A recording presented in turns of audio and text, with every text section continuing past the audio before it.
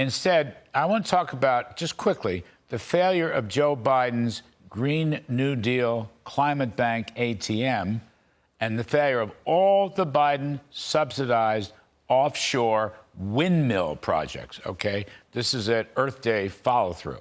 Many of you may not know this, just to go back in time, but the first windmills were built in 1200 AD in Holland. You can see a picture of them up on the full screen. They were vertical and they were land-based, and I'm sure they worked reasonably well for their time. It was a technological breakthrough, and it was created to grind grains. By the 19th century, there were more than 9,000 windmills in Holland and an important power source. They were mainly used for various industrial uses. Okay, trouble is, many of today's Joe Biden greenies want us to go back to the 19th century. Actually, I suspect many of the greenies want us to go back to the 13th century, but that's a separate topic. Here's the problem. The Bidens have spent a fortune on subsidizing these gigantic offshore windmill projects, which just don't work. Please read today's superb Wall Street Journal editorial on the collapse of New York State wind development. GE has lost a fortune, $1.4 billion lost last year, following a $2.2 billion loss the year before.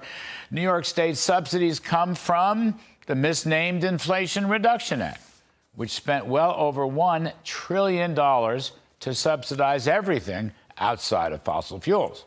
These huge wind turbines, apparently, they fall over, require extensive repairs, and are completely non-economic.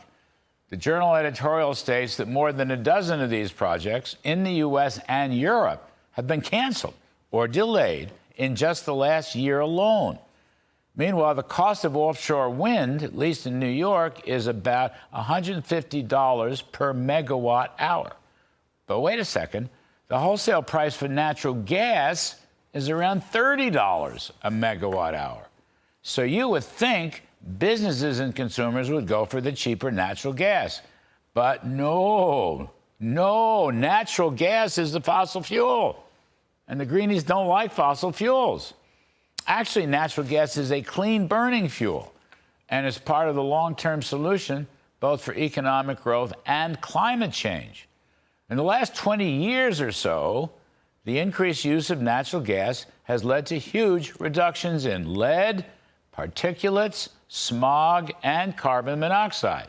In fact, according to the Committee to Unleash Prosperity hotline, over the last 5 decades, our GDP is up nearly 800%, while energy consumption has increased only 29%. And get this, carbon emissions have actually fallen 60%.